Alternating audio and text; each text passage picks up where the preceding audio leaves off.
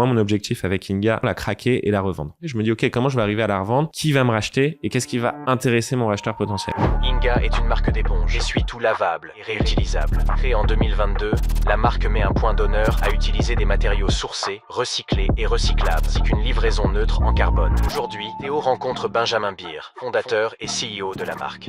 Ensemble, ils aborderont les origines de la marque, leur présence dans l'émission Qui veut être mon associé, ainsi que les difficultés pour intégrer la grande distribution. Bon, bah, salut Benjamin. Salut Théo. Bienvenue dans les Broutilles Commerce. C'est un plaisir de te recevoir, pardon. Donc, tu es le cofondateur d'Inga. Alors, Inga, peut-être que pour les auditeurs, vous avez déjà entendu ce nom récemment, c'est normal, parce qu'ils sont passés dans Qui veut être mon associé. Ça vous a un peu mis sur la map, parce que vous êtes une marque assez jeune. Donc, tu disais, c'est mi-décembre 2022. Ouais. Que vous avez commencé, donc c'est la commercialisation. Ouais, en gros, on a commencé en juin 2022 avec une campagne Ulule. Ouais. Et on a lancé notre site mi-décembre 2022. Ok, d'accord. Et alors, du coup, je vais te laisser présenter un peu le concept d'Inga, l'histoire de la fondation, et puis après, on va faire comme d'habitude. L'objectif de ce format, c'est de savoir un petit peu comment est-ce que vous avez grossi, puisque vos chiffres sont assez impressionnants. Alors, je te laisserai en parler sur la première année de commercialisation. Mais ça ressemble à une trajectoire assez de type fusée, comme on dit.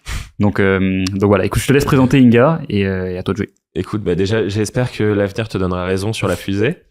Inga, en gros, le plus important pour nous, c'est ce que j'appelle souvent la plateforme de marque. Et la plateforme de marque, ça part de notre mission, qui est de donner envie de passer du jetable au durable, à monsieur et madame tout le monde. Et donc ça, on le fait avec des produits ménagers lavables, en l'occurrence des éponges et des essuie-tout, toute une gamme de produits. Et notre créneau et ce sur quoi on essaye d'appuyer, c'est l'efficacité, la praticité, la durabilité et l'économie. Okay. Et voilà en quelques mots Inga. D'accord. Et donc c'est pas ta première boîte, il me semble. Non, j'avais une boîte avant qui s'appelle Culture in the City et qui fait des coffrets cadeaux dans la culture et que j'ai revendu à Wonderbox. Ok. Et alors bon, écoute, est-ce que tu peux nous faire la transition entre le moment où tu as arrêté cette boîte-là et le lancement d'Inga, d'où ça vient et quel est un peu, comment t'es arrivé au concept des éponges et tout. Et ben en gros j'ai partiellement vendu Culture in the City mi-2020. Je suis parti opérationnellement en décembre 2020. Je m'étais dit je vais me donner un mois où je vais kiffer ma vie, rien faire comme t'as rarement le temps de faire. Donc en janvier 2021, deuxième confinement, j'avais super bien choisi mon moment. Donc j'ai rien pu faire.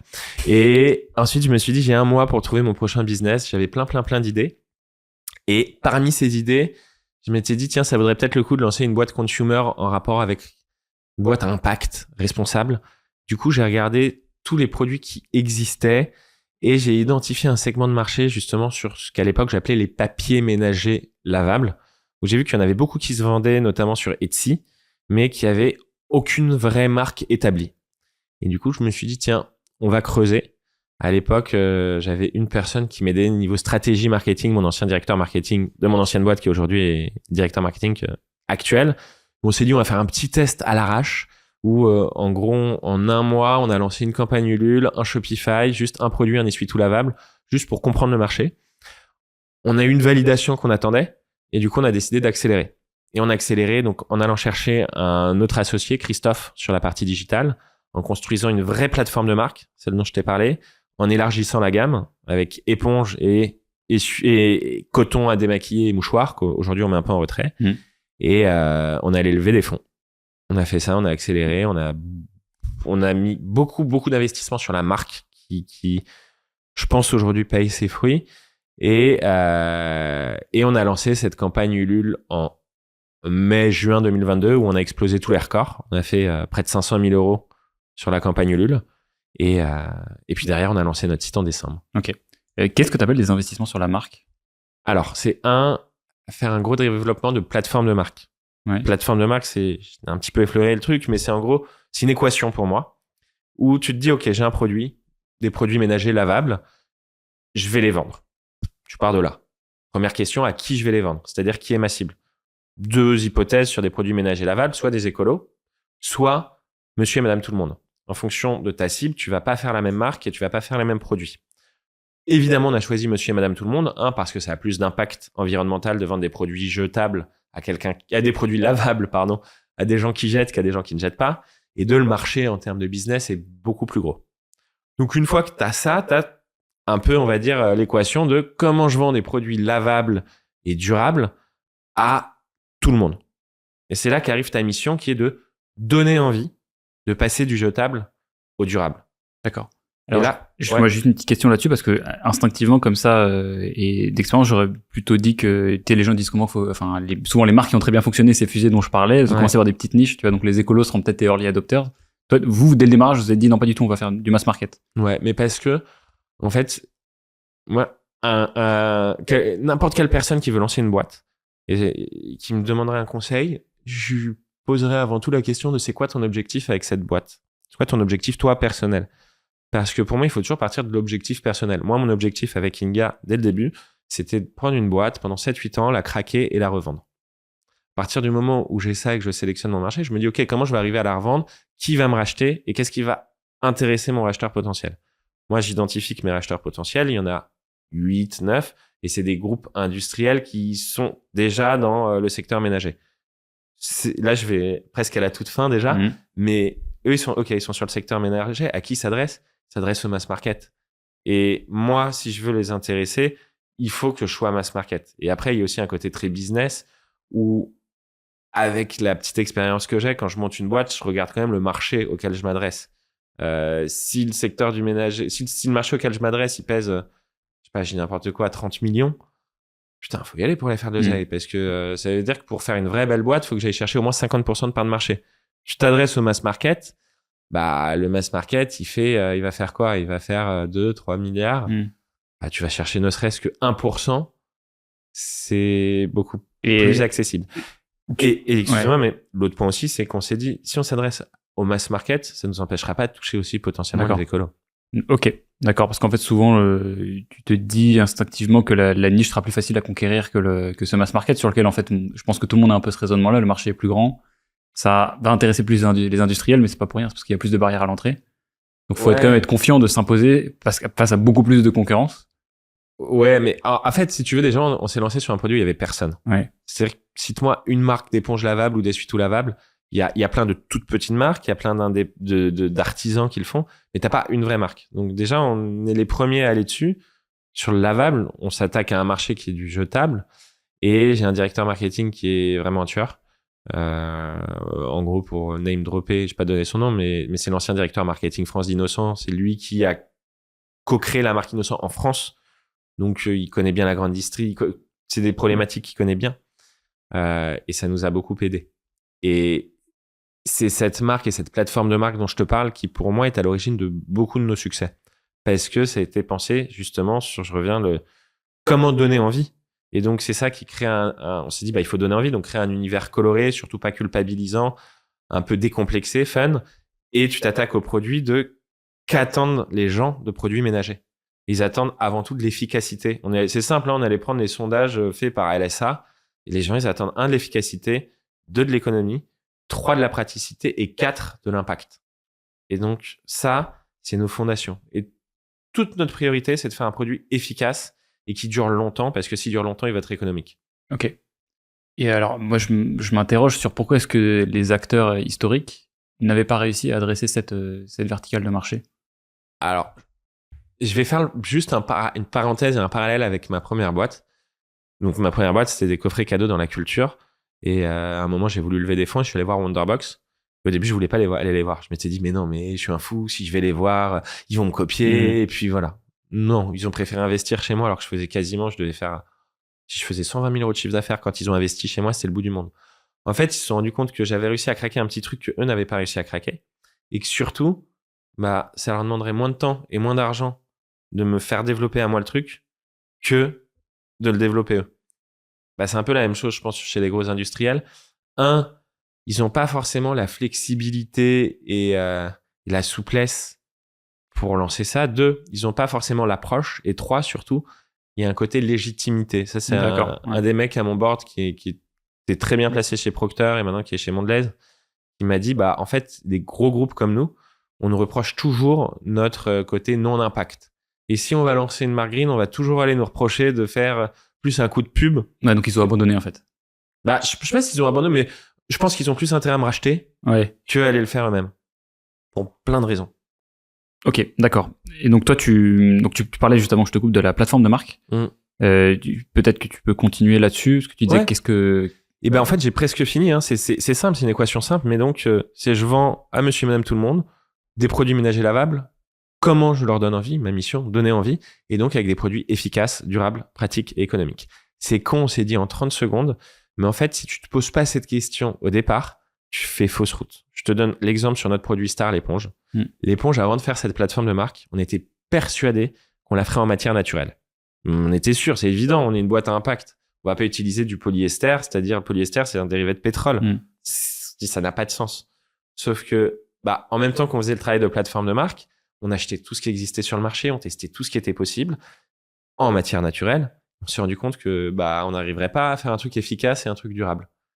Okay. Et quand on a fini la plateforme de marque et qu'on s'est reposé dessus, on a vu, il n'y a pas le mot écologie, il n'y a pas le mot naturel. Il y a juste efficace, durable, pratique.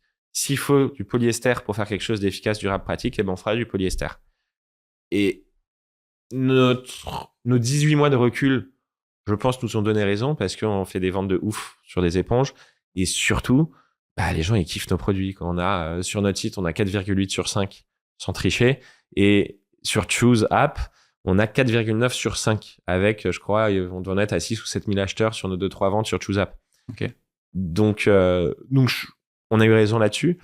Et en fait, le fait d'avoir fait cette plateforme de marque fait que tout ce qu'on fait, tout, est toujours fait en prenant comme ces 5 commandements, j'ai envie de dire, et en se rapportant à ça. Ça fait qu'il n'y a pas de prise de tête et qu'il y a une cohérence globale. Et dans mon ancienne boîte, j'avais jamais fait ça. Quand on n'avait pas du tout fait ça, il n'y avait pas de cohérence, les choses allaient dans tous les sens et tout ça. Donc c'est pour ça que c'est vraiment capital, je pense. Ok. Vous avez commencé du coup par la vente en ligne. Ouais. Mais à la fois, c'est pas non plus, on en parlait avant de démarrer les caméras, c'est pas ta vision finale. Inga n'est pas une D2C au sens propre. Actuellement, aujourd'hui, elle l'est, Ouais. mais dans ma vision, non. Ma priorité, c'est à moyen long terme, c'est la grande distrie pour 2 raisons. On revenait à l'objectif final. Mon objectif, c'est de me faire racheter. Je pense que mes racheteurs potentiels, ils sont en grande distrie. Pour les intéresser, il faut que j'aille leur bouffer des parts de marché, des parts de linéaire. Et l'autre point, c'est aussi un point très pragmatique, c'est que 85% du marché de mes produits, il est en grande distrie. On revient au point que je te donnais tout à l'heure, mais si 85% du marché est en grande distrie, allez, peut-être que dans 5 ans, il sera à 80%. Mais autant aller se battre là où il y a le marché et là où les gens vont acheter. Et puis après, excuse-moi, il y a un autre point, c'est l'omnicanalité, je crois qu'on va en reparler. Mais pour moi, c'est très vertueux et chaque canal sert l'autre canal.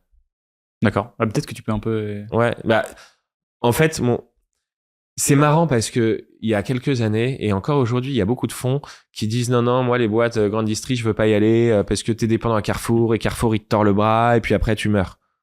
Et on parle des DNVB ou qui sont complètement dépendantes à Meta. Si t'as un bug Meta, nous on a eu un bug Meta 4 jours après qui veut être mon associé. Pendant 10 heures, il y avait pas d'ads, mais c'était panique générale. Et donc en fait, sur les DNVB aussi, t'as des énormes dépendances. Et pourquoi je dis que ça les uns servent les autres, c'est que t'as beaucoup de gens qui voient nos produits et qui connaissent et qui se disent tiens, je veux acheter, mais qui n'achètent jamais en ligne. Quand ils nous voient en magasin, ils font tiens, c'est l'occasion d'acheter. Ça leur permet de toucher, ça leur permet de faire plein de choses. Et inversement, le fait de voir une marque en grande distrie, ça donne de la légitimité. Et donc en donnant de la légitimité, quand ils te reverront sur Internet, ils permettront d'acheter. Il y a un truc qu'on dit, je crois que c'est avant d'acheter une marque, en tous les cas, historiquement, avant qu'il y ait les ads sur Internet qui fait que les gens passent 2-3 minutes avec une marque avant de l'acheter, il fallait que la marque, je crois qu'elle soit vue 10 ou 15 fois avant d'être achetée. Pareil, le fait de voir à tel endroit, ça te permet de rentrer dans la tête des gens, ça te donne de la légitimité. Et après, c'est des business models différents, mais qui se complètent bien, je trouve. Et puis, ça surtout, c'est pas dépendant, quoi. Le problème de ces marques jeunes, dont vous faites partie, c'est que certes, c'est cool parce que tu vas être moins dépendant d'un canal, mais par contre, tu vas être un peu obligé de diffuser tes efforts face à des boîtes qui, eux, ont à peu près 10 fois ton équipe sur chacun des canaux qui traitent. Ouais. Donc, ça rend compliqué le fait d'être... En fait, tout ce que tu racontes est très contre-intuitif par rapport à plein de marques que j'ai reçues dans ce format les commerce qui se disent je vais prendre un truc, je vais le faire super bien. Typiquement 900K, Émeric qui était à ta place, il disait mais j'ai arrêté YouTube, j'ai fait que du méta. Toi, alors parce qu'on va en parler ensuite, on va détailler chacun des canaux, mais t'as ton social, t'as du Google, t'as Amazon et la grande distrib. Ouais. En fait, au quotidien, quand tu fais ta strat, tu fais ton plan trimestriel, comment tu t'organises? Je contourne ta question pour y répondre, mais mes 2 plus gros succès, j'ai envie de dire, c'est ma plateforme de marque dont je t'ai parlé et mon équipe. Le truc sur lequel j'ai tout de suite voulu investir, c'est l'équipe. Vous êtes combien? On est 11, Ouais. mais je considère avoir 4 piliers dans mon équipe. Mon directeur marketing, qui est un tueur qui coûte très cher. Mon Christophe, Head of Digital, grosse expérience. Il a fait une petite école que tu connais peut-être qui s'appelle HEC. Ouais. Il a fait 8 ans chez 55, donc tueur en digital. Marion, directrice produit, une ingénieure textile, donc une tueuse sur le produit. Autre parallèle aussi, mais en tout cas dans les DNVB qui peuvent faire des produits proches des nôtres, il n'y en a aucun qui est un ingénieur textile. Et 4, Alban, mon directeur commercial qui vient de chez Procter, qui a fait 10 ans chez Procter. Ouais. Et en fait, exactement comme tu me disais en off tout à l'heure te concernant, c'est on a des business units en fait. J'ai Marion sur tout ce qui est lié au produit, Christophe sur tout ce qui est lié au digital, Alban sur tout ce qui est lié au retail et Thibaut, un peu périphérique parce que le marketing touche à tout. Et il a lui-même une très grosse expérience en retail. Et donc en fait, ce que je dis, c'est Alban, t'es le chef du digital. T'es le chef du retail. C'est ton bébé. Ils ont tous des parts, certains plus que d'autres parce qu'ils sont arrivés plus tôt et ont fait plus de sacrifices. Bref, mais c'est chacun a son bébé et est le boss de sa propre business unit. Mais comment t'as assemblé une équipe comme ça? Et j'ai essayé de leur donner envie. Non, le point, c'est que je pense que déjà, j'avais mon expérience. Quand tu arrives et que tu dis j'ai monté une boîte multicanal, B2C, ça te donne un peu de légitimité. Tu les connaissais pas avant, tous ces gens-là? Thibaut, directeur marketing, si, tous les autres, non. Okay. Christophe, je l'ai démarché sur LinkedIn. Marion, elle a candidaté. Et c'était un alignement d'étoiles parce qu'elle revenait à Paris pour rejoindre son conjoint et tout. Et Alban, je l'ai démarché. J'y suis allé pour démarcher mon DIRCO. J'ai passé 8 mois pour recruter mon DIRCO. Mais je savais ce que je voulais. Je voulais un mec d'un top 3, top 4, qui avait au moins 8-10 ans d'expérience. Top 3, top 4 industriel. Donc en gros, je voulais quelqu'un qui venait de Procter, Unilever, Coca, Pepsi. Ok. L'Oréal. On va pas les oublier. On sait pas. D'accord. Et t'avais l'impression que ça pourrait pas marcher avec quelqu'un qui était pas dans... Le truc, c'est que j'avais moi-même l'expérience de la grande distrie. J'avais fait 4-5 ans de grande distrie dans mon ancienne boîte. J'avais vu Wonderbox qui, eux, avaient beaucoup plus de grande distrie. Et c'est un truc qui s'invente pas. Même moi qui avais fait 4-5 ans de grande distrie, je me sentais incapable de gérer la grande distrie. Ouais. Et je voulais, en fait, quelqu'un qui avait été dans la meilleure école. Et aussi parce que je veux un tueur par business unit. C'est-à-dire que je comprends ce que tous font, mais ils le font tous bien mieux que moi. Juste sur ce segment, du coup, quand on distribue, tant qu'on en parle. Ouais. Quelle expertise t'as apporté, du coup, cette personne dans son équipe et qu'est-ce que t'aurais pas pu... tu vois, Alban, il est arrivé le 1er juin. Et en gros, son objectif, c'était que là, en Q1, on soit dans des enseignes. Premier mois, il a fait un truc, c'est qu'il a fait un audit d'Inga et il a cassé plein de trucs pour reconstruire plein de trucs. T'as des exemples? Okay, les pricing, ils sont pas bons. Ouais. On va changer les prix. Donc, on a changé les prix. Thibaut est arrivé un mois avant opérationnellement, parce que Thibaut, le marketeur, il était que stratégie au début. Il est arrivé opérationnellement un mois avant. Tous les deux, ils ont dit les fourreaux, ça va pas. Les fourreaux, c'est ce qui entoure nos produits. On va refaire les fourreaux. On a fait un petit changement de branding. Quand je dis de branding, c'est les couleurs, les polices et la manière dont sont faits les logos de nos produits, parce que chaque produit est starifié. Dans quelle optique? Pour que ça ressorte bien en rayon? Retail, exactement. Pour que ça ressorte en retail, que ce soit compréhensible, que ça donne encore plus envie. Donc bref, un mois à challenger plein de choses. Et puis ensuite, mis en place son plan, contacter les gens. Et là, 7 mois plus tard, on rentre dans 3 enseignes. Et la perf est ouf. Quoi, franchement, j'attribue au travail d'Alban et de Thibaut. Mais pour une boîte qui sort de nulle part, avoir un contrat national avec Cora où on va avoir un emplacement hallucinant, tous les Monoprix de France et 60 Leclerc, c'est très très fort. Je t'interromps 30 secondes pour te rappeler que j'anime ce podcast dans le cadre de mon agence Kudak. On accompagne les e-commerçants, les startups et les retailers qui dépensent plus de 100 000 € par an en publicité. Mon travail, c'est de maximiser l'efficacité de leurs canaux d'acquisition en ligne. Donc parmi eux, Facebook, Instagram, TikTok, Snap, Pinterest et Google. On s'appuie sur notre studio créatif, le labo et notre département tracking pour proposer à nos clients une expertise growth e-commerce complète qui leur permet d'atteindre leurs objectifs de croissance. Quelques-unes des marques qui nous ont fait confiance jusqu'à aujourd'hui. Il y en a plus de 130, mais je vous en donne quelques-unes. Gérard Darrel, Perifit, Fursac, Legal Start, Mobile Club et bien d'autres. Donc si ça t'intéresse, tu peux réserver un appel de découverte avec un membre de mon équipe sur le lien en description. J'arrête de t'embêter, on reprend l'épisode. Parce que qu'est-ce qu'attend un distributeur d'une D2C qui arrive tu dis pas le packaging, avoir la place pour l'acheter au bon prix? En fait, c'est un ensemble. C'est-à-dire que c'est dire aujourd'hui, le marché, il est comme ça. Les consommateurs, ils sont en attente de ça. Et nous, bah, on est la meilleure solution pour leur proposer ça. Donc, tu arrives avec un pitch, en fait, en disant... Ouais, exactement, clairement. Un pitch que Alban a préparé, mais c'est la même chose. Il faut convaincre. Il faut le convaincre et lui donner envie de te tester et de prendre le risque. D'accord. Et après, on est aussi sur un avantage. C'est que, comme je te disais tout à l'heure, on est les seuls à s'être dit, on va vraiment mettre de l'oseille et on va vraiment investir pour faire des éponges lavables. Tu vois, regarde, si tu veux être mon associé, je crois que tu en as 2 des jurys qui disent les éponges, quoi, franchement. Et c'est vrai, mais c'est magnifique parce qu'en fait, on arrive dans un marché où il y a un acteur, en fait, un seul vrai acteur, un petit hérisson. Après, tu as de la MDD, tu as des marques qui ont très peu. Mais donc, du coup, il y a beaucoup de choses à faire. Je pense que c'est plus facile d'émerger là où tu as un mec que là où tu en as 7, 8. Tu vois ce que je veux dire?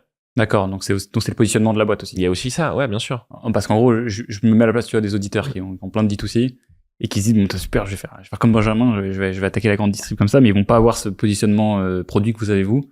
Actuellement, il y a 40 autres personnes qui font leur... Bien sûr. Bah, tu prends les liquides vaisselle. Combien il y a de marques de liquides vaisselle? Il y en a des tonnes. Et donc, bah, je pense que c'est plus facile parce que qu'est-ce qui va être intéressant pour le distributeur? C'est bon, on apporte potentiellement une plus grosse marge, on apporte des produits différents et surtout, il est face à un seul acteur. Si demain, il a un autre mec qui commence à venir peser, bah, ça lui donne plus de poids dans sa négo face à son plus gros acteur. Tu vois ce que je veux dire? D'accord, mais ça, c'est plutôt du coup à ton avantage à toi. Mais aussi à l'avantage du distributeur. Parce qu'aujourd'hui, tu regardes la marque dont je parle, d'éponge que tout le monde connaît. Ah, d'accord, tu veux dire que t'es une... Ok. Mais donc, c'est-à-dire que le poids de dire je suis en relation commerciale avec Inga, il va pouvoir aller voir en la fait, marque le truc, Horizon. tu vois, nous, on a un objectif de part de marché dans nos enseignes. Si à la fin de l'année, on fait ces parts de marché, ça veut dire, ça montre à mon distributeur que je pèse et que je peux beaucoup plus peser. Mais donc, au point de déranger une marque ouais, depuis longtemps? Parce que l'enseigne, en fait, t'as les parts de linéaire, donc combien de facing t'occupes sur l'ensemble du rayon, et les parts de marché. Quelles sont tes parts de marché? Ce qu'on dit usuellement en grande distri, c'est PDL, donc part de linéaire égale part de marché. Plus t'as de linéaire, plus t'es visible, plus t'as de vente. Moi, aujourd'hui, je débarque. Donc, naturellement, mon concurrent, il va avoir moins de linéaire, donc moins de facing, et théoriquement, moins de vente. Si jamais le distributeur, il se rend compte que, en fait, mes parts de marché, elles sont égales, voire supérieures à mes parts de linéaire. Il va se dire, tiens, je vais être tenté d'élargir, surtout que nous, on fait une très large gamme d'éponges, on innove beaucoup, et dire, je vais référencer ces nouvelles gammes. Donc, l'autre, avec qui il avait pas de point de négo avant. D'accord. Il va lui dire, mec, en fait, tes conditions, je vais pas forcément te les accepter parce qu'aujourd'hui, j'ai un autre concurrent qui vient m'apporter un nouveau chiffre d'affaires. Ok. Et donc, ça lui donne un poids dans sa négo. Donc, tu conquiers le rayon, quoi. En tout cas, moi, c'est mon défi. Ok. Notre défi. Et il y a ça il y a ça aussi, tu vois, en grande distri, qui a un côté challengeant que t'as moins en digital. C'est que le rayon, il est limité. C'est ça. Et tu pars à la guerre. Et tu pars à la guerre de, je fais 15% aujourd'hui, non, mais c'est un but. Je fais 15% des éponges. C'est-à-dire 15% des éponges achetées dans les magasins, c'est les miennes. Et il y a un vrai côté challenge, défi. Et si tu regardes les commerciaux dans les gros groupes, t'as beaucoup de sportifs ou de mecs parce que t'as du challenge, qui est différent du digital. Et donc là, aujourd'hui, dans le rayon, tu disais, il n'y a pas beaucoup de marques. Genre, le premier acteur, il prend combien? Enfin, déjà des facings, parce que j'imagine que les parts de marché, tu sais pas, mais. Ouais, en fait, ça dépend vachement, parce que tu vois, t'as des rayons qui font genre 60 cm de large et d'autres qui font 4 mètres de large. Je parle en pourcentage de. En pourcentage, en fait, t'as la marque qui, elle, on va dire, doit peut-être faire 50, 60%. Tu dois avoir 25-30% pour de la MDD. C'est quoi MDD? C'est les marques distributeurs. D'accord. Tu sais, par exemple, quand tu as une éponge Auchan. Ok, très bien. C'est pas Auchan qui la fabrique, mais ils se mettent sa marque. Et puis, tu dois avoir 10-15% d'autres marques. Ok. Mais c'est marginal, quoi. Et c'est encore une fois ça qui est intéressant, c'est de s'attaquer à un marché où tu as peu de concurrents. Parce que tu sors plus vite ton épingle du jeu. Ok, donc c'est surtout ça qui vous porte. Il y a ça. Et puis un des défis qu'on avait aussi au début, et c'est aussi pour ça qu'on s'y attaquait, c'est dépoussiérer le monde du ménage. Ça, c'est notre super jeu de mots. Mais c'est se dire, putain, c'est un rayon où tu te fais chier, où il y a rien, il y a pas d'émotionnel. Et c'est le défi de te dire, putain, on va essayer de mettre de l'émotionnel et de donner envie avec des éponges. C'est rigolo comme challenge. C'est-à-dire, je vais donner aux gens l'envie d'acheter des éponges. Moi, le truc qui me fait le plus kiffer, c'est quand les gens ils me disent, vous me donnez envie d'acheter vos éponges. Je trouve ça, c'est rigolo comme challenge. Ok. Super intéressant. Et donc aujourd'hui, rappelle-moi juste votre présence, dans quelle surface vous êtes vendu aujourd'hui? Alors, on est en train de rentrer là chez Cora, Monoprix et Leclerc. D'accord. Et le but, c'est d'être partout? À moyen long terme, ouais. Ouais, vous n'avez pas de positionnement particulier, parce qu'il y a certaines marques qui ne veulent pas les commercialiser, genre chez Franprix. Bah, moi, je dis que je suis un vendeur d'éponges et que mon métier, c'est de vendre des éponges. Et qui m'achètera mes éponges vendra mes éponges. Ok, d'accord. Alors, vu que je connais pas du tout le monde de la grande distrib, est-ce que ça gêne un Auchan que tu sois chez Carrefour? Est-ce qu'il y a des dynamiques comme ça aussi? Alors, tu peux avoir les enseignes bio, type Biocoop, Naturalia et tout, qui sont gênés que tu sois en grande distri. Tu as les pharmacies ou les petits magasins indépendants que ça peut gêner. Mais une enseigne ne va pas te référencer parce que tu es chez une autre. Par contre, elle va peut-être pouvoir te dire, ah bah ouais, mais moi j'aurais voulu être la première, nanana, alors accorde-moi une exclue, et voilà. Mais non, tu vas pas en tous les cas, une enseigne ne va jamais ne pas te référencer parce que tu es chez un de ses concurrents. Okay. Et au contraire, elle aura peut-être plus envie. D'accord. Très clair. Alors reprenons, parce qu'on est passé très très vite sur le digital. Ouais. Donc faut quand même qu'on boucle ce chapitre-là. Aujourd'hui, c'est une part quand même qui est majoritaire de votre chiffre, on est d'accord. Ça a vocation à plus l'être très longtemps. Enfin, avec les années, du moins, ça risque de s'affaisser, selon les plans. Aujourd'hui, tu estimes que ce succès online, il vient de quoi? Si tu devais le simplifier le plus possible. Alors, d'expliquer pourquoi est-ce que les gens l'achètent en ligne. La marque. Ouais. Le site. Okay, tu peux et les ads. Ok. Je rentre dans le détail. Ouais, bon, la marque, on en a parlé. On a vu envie. Je pense qu'on a fait un beau taf. Le site, je pense en tout cas, c'est les retours qu'on a. Je pense qu'il est assez clair, assez simple, assez rapide. Il n'y a pas de bug. C'est un bon Shopify, un bon Stripe. Quoi. C'est une bonne recette. En fait, Christophe, donc le Head of Digital, c'est un peu mon opposé sur beaucoup de choses et c'est pour ça que j'ai voulu l'avoir comme associé. Moi, je suis un instinctif, un impulsif. Et lui, c'est quelqu'un qui étudie et travaille. Il a benché. L'agence avec qui on a fait le site, ils sont inspirés de pas mal de sites US. Toujours un peu la même recette. Mais on s'est beaucoup inspiré de ce qui marchait et on a essayé de faire simple, efficace. Sans que vous ayez pour autant de concurrents directs américains. Il y a personne qui fait exactement la même chose, ce qui est très rare. Le site dont on s'est le plus inspiré, je crois que c'est un site qui s'appelle Byte. Je sais pas si tu le connais. Ouais, les brosses à dents, enfin les dentifrices. Ouais, exactement. On l'avait trouvé chambé ce site et on s'est pas mal inspiré de ce site. Et après, Christophe, il est vachement dans l'itération, dans le test, l'analyse, on teste, on itère. Tu vois, notre taux de conversion, c'est pas que lié à l'évolution du site, parce qu'il a fait que des petits peaufinages. Mais en 2023, je crois qu'on est passé de 2% en janvier, donc sur notre premier vrai mois, à 4 ou 5% en décembre. D'accord. Donc, et t'as un petit peu de détails là-dessus Je pense qu'il y a un peu d'évolution du site, et puis mieux cibler les ads, mieux cibler les gens qui viennent sur le site, plus de confiance aussi, parce qu'au début, on avait peu d'avis. Aujourd'hui, on a beaucoup d'avis, la notoriété. Je pense qu'il y a une somme de beaucoup de choses. D'accord. Si tu devais les organiser par, de façon, avec une pondération, quoi, genre les plus importants. Je pense que c'est malgré tout, la manière dont on travaille les ads. Ouais. C'est-à-dire, je pense que les pubs sont beaucoup plus ciblées sur le produit. Ouais. 2, on s'adresse peut-être à un public. Les gens qui viennent sont des gens potentiellement plus intéressés encore, je pense, qu'avant. C'est un peu lié, mon 1 et 2. 3, on a simplifié des choses sur le site. 4, on a plus d'avis. Et on est plus orienté vente. Pas de superflu, pas de bullshit, pas de... J'ai l'impression que c'est un process par lequel beaucoup de marques passent. Ouais. Ce truc on va faire un truc très inspirationnel et en fait, tu t'en reviens... C'est simple. C'est ça. Mais en vrai, ce qui est rigolo, c'est que, et c'est un truc que j'essaie de jamais oublier, c'est que les trucs qui marchaient en marketing à 70 ans, ils marchent toujours. La promo, ouais, on va dire la vérité, ça marche, la promo. Les 3 pour le prix de 4 pour le prix de 3, ça marche. 3 pour le prix de 4, ça marche pas trop. Mais voilà, les trucs de base, ça marche. Il faut, je pense, adapter beaucoup au e-commerce. Des trucs historiques. C'est un nom, ça s'appelle la loi de Lindy, d'ailleurs, j'ai découvert il y a pas longtemps. C'est que plus ça fait longtemps que quelque chose est là, plus il a de chance d'être vrai et de continuer à être vrai longtemps. Et je trouve que dans le marketing, d'ailleurs, c'est un peu c'est un sujet à la hype, qui est très sensible à la hype. On est putain, nouvelle technique, nouveau module de conversion Shopify, etc. Alors que finalement, c'est pas parce que les gens savent qu'un procédé marche qui marche plus. Je peux te dire, en effet, que 3 pour le prix de 4, tout le monde le fait et tout, mais oui, ça reste 3 pour le prix de 4, donc... Mais quoi, je trouve la théorie très bonne. Ça fait 70 ans que ça marche, pourquoi ça s'arrêterait? Voilà, c'est ça. Donc, et finalement, faut pas essayer de réinventer la roue, même si, et je parle en tant qu'agence, tu vois, souvent, c'est ce que les clients veulent, pensent qu'ils veulent ça, donc tu dois vendre des trucs incroyables, et voilà, nous, la première étape, c'est d'expliquer, on va commencer par faire des fondamentaux.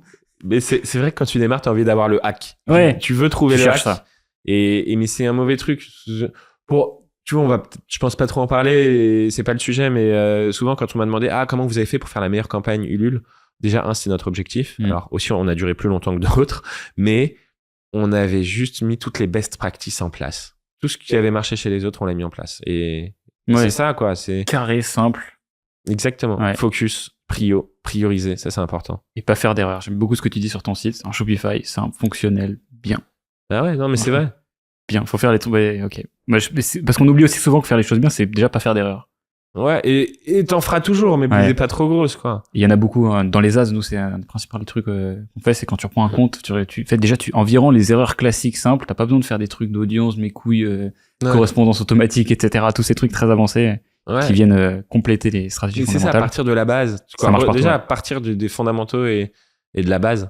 Et en fait, là où il y a un truc, c'est que je pense que souvent, on est aveuglé par des marques qui font des chiffres de ouf d'un coup. Et souvent, il y a des facteurs X dans des vraies fusées. Moi, je me considère pas une fusée. On avance bien, on démarre bien. Et t'as des boîtes, la première année, ils font des 6, 7 millions et tout. Et souvent, il y a des facteurs X que les gens ne connaissent pas. Et c'est pour ça que je pense que c'est bien de toujours revenir aux fondamentaux, parce que tu vas pas faire 7, 8 millions, mais tu feras 1 million, 1,5 million, ce qui est chambé pour une première année. Mais au moins, t'es sûr, quoi. Et à aller chercher le facteur X, t'as 90% de chance de faire pas beaucoup. Et si je dis 10% de faire beaucoup, je suis gentil en plus. Et sur ce sujet, Factor X, tu vois, si je devais tracer une droite entre tous les gens que j'ai reçus dans les bruts e-commerce, je dirais qu'avec 90% du temps, j'arrive pour leur poser des questions sur leur campagne, leur site, etc. Et je me rends compte que ce qui les différencie fondamentalement, c'est que c'est des gens qui ont soit mieux compris le client que les autres, soit fait un truc où il y avait le produit est juste magique, il n'y a pas de concurrence, c'est une faille en fait magnifique d'un marché très grand sur lequel il y a un sous-segment qui est sous-adressé. Et tu vois, je pense à Boku que j'ai reçu. Boku, c'est un exemple parfait d'un truc, c'est bien brandé. Le produit a un wow factor énorme qui fait qu'il est super compatible avec les ads. T'as pas d'acteur. Et le truc, en fait, derrière, je peux, certes, te demander quelle audience t'as lancé dans tes campagnes Facebook, comment t'as construit ton site, etc. Mais tu peux pas, c'est très peu duplicable, ce truc-là. Et il y a de ça dans ce que tu t'expliques, en fait, toi aussi. Moi, je suis d'accord, mais ils ont un facteur X, je trouve, Boku, qui est la qualité de leurs ads. Leur contenu vidéo. Pour moi, ils sont hors catégorie tellement que leurs ads sont ouf. Et je me rappelle quand les chiffres de leur première vidéo en termes d'acquisition de CTR, de ROS, c'était des chiffres genre je pense que n'importe qui verrait ces chiffres se dirait c'est bon, j'arrête le e-commerce, quoi. Et à la fois c'est marrant parce qu'on en parlait avant, mais je pense pas qu'ils auraient pu faire des pubs aussi incroyables si le produit n'avait pas été ah non, c'est sûr. Ils ont pour le tout cul, bien, quoi. Et ils ont en plus fait je pense que le même produit, la même marque avec des ads avec pas le même niveau de ads, ils font 1 million, 2 millions. Et là leurs ads, je les trouve incroyables. Incroyable. Ouais, écoutez, ce sujet, c'est pour ça. Mais c'est important que tu le clarifies souvent. Enfin, commençons par faire les fondamentaux et pas négliger cette première étape de plateforme de marque qui, en fait, finalement, est toujours une étude de marché un peu spécialisée pour les DNVB, quoi. Ouais. Alors, j'ai envie de te parler d'Amazon maintenant. Parce que, parmi l'omnicanalité qui vous est caractéristique, Amazon, vous l'avez lancé après 2 mois de commercialisation. Ça a joué une part très importante aussi dans les ventes que vous avez fait suite à Qui veut être mon associé, dont on va parler juste après. Pas forcément pour vous ravir d'ailleurs. Est-ce que tu peux nous expliquer pourquoi comment... Vas-y, présente-nous Amazon. Bon, Amazon, c'est un site qui a été lancé par un certain Jeff. Un petit monsieur, qui s'est dit tiens, on va vendre des livres. Non, plus sérieusement, pourquoi est-ce qu'on a lancé Amazon très tôt ? C'est qu'en fait, c'était à mon expérience passée où j'aime l'omnicanalité. Je vais chercher les ventes là où il y en a. Et en vision long terme, Amazon, je le prends un peu comme mon prospecteur, quoi, pas mon éclaireur, on va dire, dans ma vision long terme. Je vais y revenir. Mais en gros, Amazon, c'est quand t'as quelqu'un de bien pour gérer Amazon, ça va vite. Il y a beaucoup de free. À la base, on a commencé avec un free qui s'appelle Tony, qui était chambé. Ensuite, on est passé avec une agence qui s'appelle Omni, qui est incroyable. Et les deux étaient vraiment top. Et je vais pas rentrer dans le détail de pourquoi je suis passé de l'un à l'autre. Mais déjà, c'est eux qui gèrent Amazon pour nous. Donc moi, en termes de temps, c'est pas énorme. Ça me prend franchement 30 minutes de points avec eux par semaine, plus 30 minutes étalées où je regarde les chiffres, les stats et les trucs qui m'intéressent. Et donc, pourquoi Amazon ? Parce que c'est un autre canal où je vais me faire connaître par d'autres gens, où je vais m'adresser à une autre cible. où les gens qui vont chercher des éponges ou des éponges lavables vont me connaître. Et 2, c'est aussi en vision plus long terme, où mon but, c'est quand même de m'internationaliser à un moment et pas dans 8 ans. Et que le moyen le plus rapide et efficace de tester un marché, à mon sens, ça reste Amazon. Et donc, aujourd'hui, dans ma vision long terme, Amazon, c'est aussi beaucoup pour ça. Donc, un complément de chiffre d'affaires qui n'est pas si complexe que ça à mettre en place si tu as la bonne personne. Et 2, bah, demain, tu peux te lancer dans un autre pays beaucoup plus facilement. Ok. Et alors, vous n'êtes pas encore présent dans d'autres pays? Si, on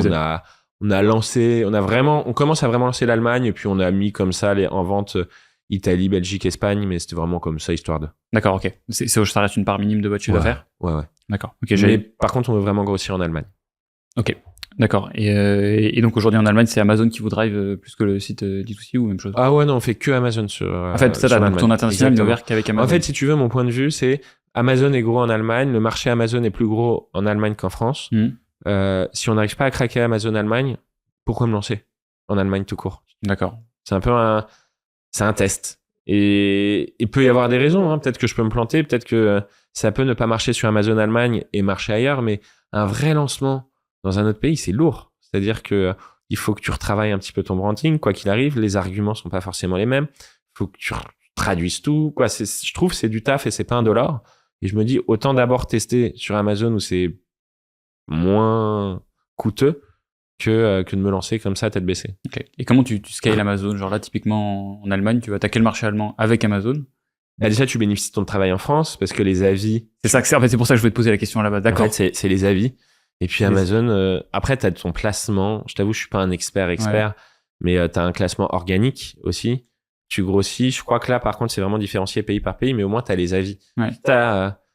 Aujourd'hui, on n'a pas. C'est très long d'avoir beaucoup d'avis sur Amazon. C'est très, très, très, très long. Tu vois, aujourd'hui, on doit en être à 180 avis, alors que on doit en être à, je sais pas combien, mais plusieurs dizaines de milliers d'euros de chiffre d'affaires, voire oui, même plus de 100 000. Donc c'est long, mais c'est un gage de confiance pour les gens. Okay. En fait, je me pose la question de est-ce que c'est un canal qui s'accélère? Est-ce que tu peux mettre ton budget ads Amazon et conquérir un marché, ou aujourd'hui ça vient du SEO? Je pense que ça dépend. Franchement, je pense que ça dépend vachement des marchés. Le truc, c'est qu'un beau cul, par exemple, sur Amazon, je pense très compliqué à vendre. Ouais. Et ça serait que de la cannibalisation, parce que ce que les gens tapent bidet japonais, je crois que c'est comme ça qu'ils se définissent. Ouais. Je ne pense pas que les gens tapent bidet japonais sur Amazon. Donc ça dépend, il faut qu'il y ait déjà un marché. Ouais. Une fois qu'il y a le marché, si tu as un élément différenciant, ça vend. Tu vois, nous, par exemple, il y a un marché sur l'éponge et des éponges lavables. Il y en a des tonnes sur Amazon. Des tonnes. Mais c'est que du dropshipping. Et que du dropshipping qui est moins cher que nous et qui a beaucoup plus d'avis que nous. Et pourtant, on les bat tous en termes de chiffre d'affaires parce que on vient amener une marque, on vient amener de l'esthétique, on vient donner envie, en fait. Et ça, il y a un autre truc qui est hyper intéressant, mais c'est aussi un truc qui nous a permis d'un peu convaincre la grande distrie de dire, bah, OK, on est petit, OK, on est un peu cher, mais regarde sur Amazon comment ça se passe. D'accord. Et Amazon, ça me permet de cocher certaines cases en mode, ça me permet de donner une indication des parts de marché que je pourrais faire, parce que je sais combien je fais par rapport au petit hérisson, par exemple. Les gens vont se dire qu'il est obsédé par cet hérisson, mais ça me permet de me positionner un petit peu sur un marché, et c'est une carte de visite sur certaines choses. Tu vois, dire, je suis le troisième meilleure vente en termes d'éponge sur Amazon. Ah, ça peut vouloir dire quelque chose. D'accord. Et donc là, si tu veux scaler l'Allemagne, demain, tu donnes quoi comme instruction à ton équipe? Tu mets de l'oseille. Hein. Après, ça reste du digital. Il y a pas mal de liens entre Amazon et l'acquisition digitale pure. C'est juste que tu vas faire. C'est pas du méta, mais c'est plus du Google Ads, si je devais vraiment simplifier. Mais tu mets du budget, t'es prêt à perdre de l'argent les 3 premiers mois pour émerger, pour te faire connaître, pour remonter dans le classement organique d'Amazon et tout ça. Et plus tu remontes dans le classement organique, plus tu baisses ton budget et plus les ventes organiques prennent le relais. Ok. Et à partir de quand est-ce que tu serais confortable de l'attaquer en D2C, le marché? Attends que je dise pas de conneries. Ouais, à partir du moment où on fait 20 ou 30 000 euros par mois, ça commence à être un bon indicateur, je pense. D'accord. Donc on a parlé de vos canaux principaux, on a parlé de l'Ads, on a parlé d'Amazon, on a parlé de la distrib. Est-ce qu'il y en a d'autres qui sont potentiellement dans votre mix et qu'on aurait oublié? Il y a les ventes privées, notamment ChooseApp. Ouais, c'est conséquent? C'est pas mal, hein. On a fait... tu vois, ChooseApp, sur l'année 2022, c'est genre 7-8% de notre chiffre d'affaires sur 2 ventes privées. C'est pas dégueu. Ça permet de te faire connaître. Et j'aime bien, moi, ce que j'aime bien, c'est que surtout, ça te permet de donner une autre carte de visite. Et moi, c'est celle que je cite. C'est sur ChooseApp, on a 6-7 000 personnes qui nous ont acheté. On a une note de 4,9 sur 5. Parce qu'en vrai, si on est honnête, tu peux jamais te fier à la note d'un site. Tu sais pas à quel point les gens ils mytho ou pas. Par contre, sur un truc comme ChooseApp, tu peux pas mytho. Donc ça, pas mal. Et après, on pourrait s'attaquer à un autre auquel je veux pas m'attaquer, mais où il y aurait beaucoup de chiffres, c'est le B2B. B2B, vendre aux restaurateurs, aux hôtels. On se fait souvent contacter par des gens qui ont des Airbnb en disant « Ah tiens, je voudrais mettre mon éponge et tout ». Et certains de mes business angels me disent « Mais pourquoi t'attaques pas le B2B ?» C'est juste pour rester focus sur le B2C. Comme tu dis, 3 canaux, c'est déjà pas mal, même s'il y en a 2 qui nous prennent beaucoup de notre temps. Mais c'est focus B2C, B2C, B2C. Mais B2B, ça pourrait être un très gros marché qu'on a choisi de pas attaquer pour le moment et qu'on attaquera le jour où on sera rentable et qu'on pourra investir vraiment une business unit dedans. Ok. Le plan, vous, pour le futur, c'est... Alors, instinctivement, on pourrait se dire, c'est bon, il faut que j'élargisse ma gamme pour faire grimper mon panier moyen online. Mais en fait, c'est là où, d'ailleurs, je te posais la question d'avoir plusieurs canaux, c'est que en fait, c'est là où il peut y avoir de la friction, en fait, entre les objectifs grande distrib et les objectifs online. Ou alors, à la fois, tu vas peut-être plus être une marque d'éponge. Du coup, ça va être super pour ton panier moyen online. Ça va être très chiant pour ton distributeur qui va dire, c'est quoi Inga? Ouais. Toi, comment t'as articulé les deux et t'as choisi quoi? Et ben, il y a 1 an. Donc, on a levé des fonds en juin dernier. Et sur mon deck de levée de fonds. Allez, vas-y. On est vraiment, je te coupe pour te servir de l'eau, mais vas-y, je t'en prie, continue. En juin dernier, sur mon deck, il y avait marqué qu'on lancerait des sprays multi-usages et des liquides vaisselle. Ouais. Et puis, finalement, j'ai dit, avec l'équipe, on s'est dit non. On va pas lancer ces produits parce qu'on se rend compte c'est pas les mêmes produits, ça se fait pas de la même manière, c'est compliqué. Est-ce qu'ils seront vraiment plus quali que les autres? Et puis, du coup, on serait une marque de quoi? Et en grande distrie, bon, c'est peut-être les mêmes acheteurs, mais bref, trouver ça compliqué et pas clair. Et on s'est dit, en fait, on veut être les meilleurs dans une gamme, éponge, microfibre, essuie-tout. C'est déjà pas mal, en vrai. Et on sortira plus de ça. Plus jamais. Alors, en tout cas, plus jamais, pas au moins dans les 3-4 années qui viennent.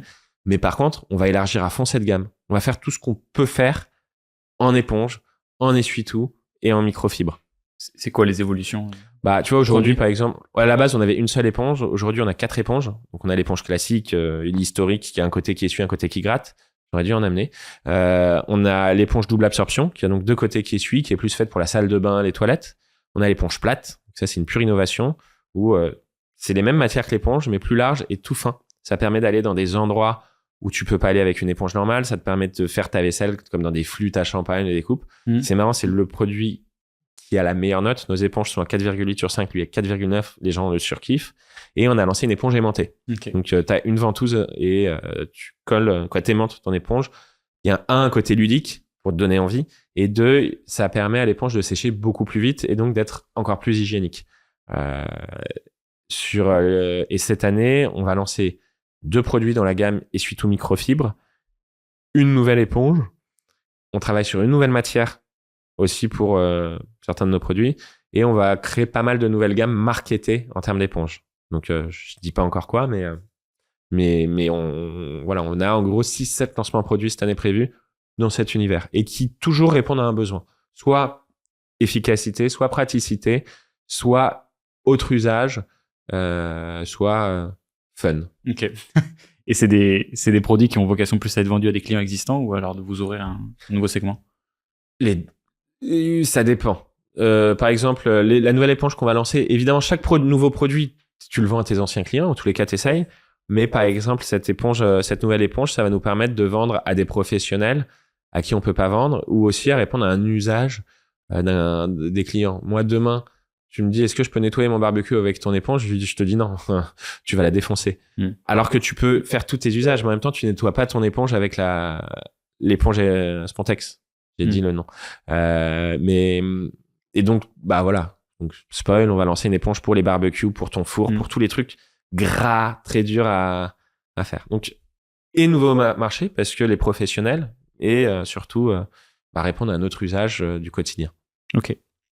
Tu t'es déjà posé sur l'ambition en termes de... Alors, tu nous as dit que dans 7 ans, le but, c'est d'avoir potentiellement un industriel qui est intéressé.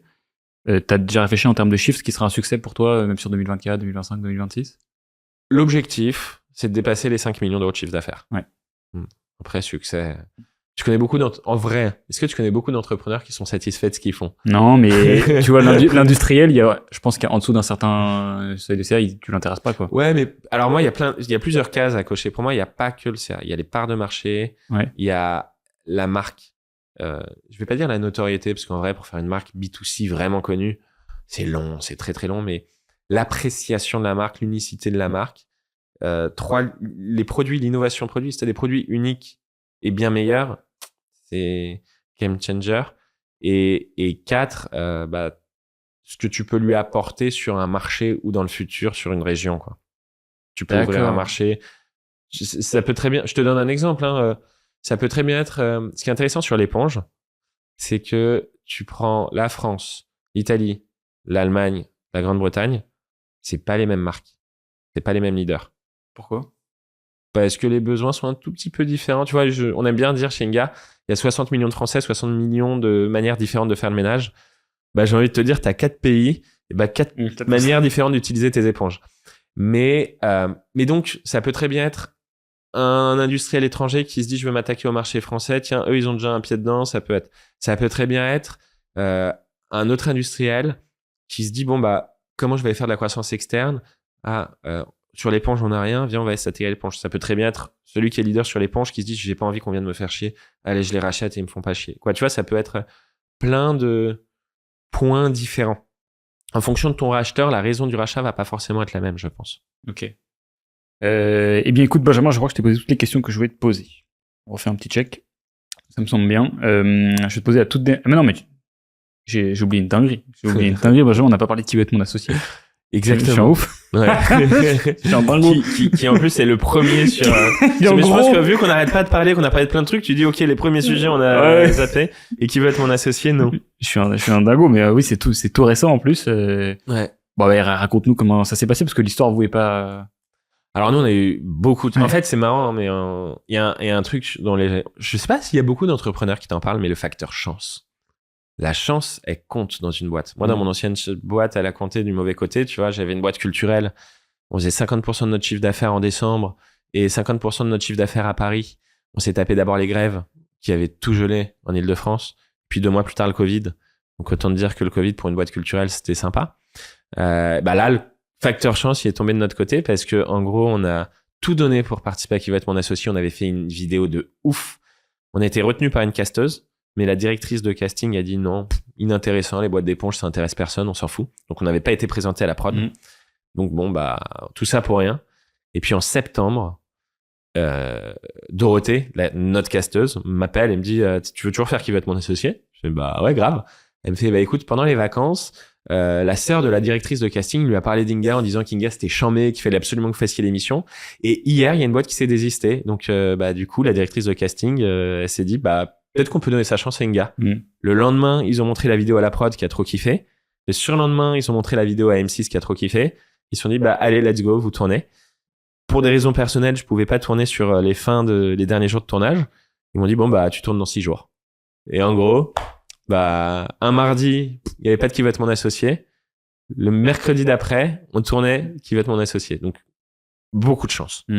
Mais c'était très grisant parce que on avait 6 jours pour préparer, c'était un kiff, quoi. Ouais. On s'est mis dans un tunnel. T'as pas eu le temps de stresser des semaines? Non. Et l'adrénaline. En fait, l'adrénaline est pas retombée et ça, c'était un kiff. Gros kiff.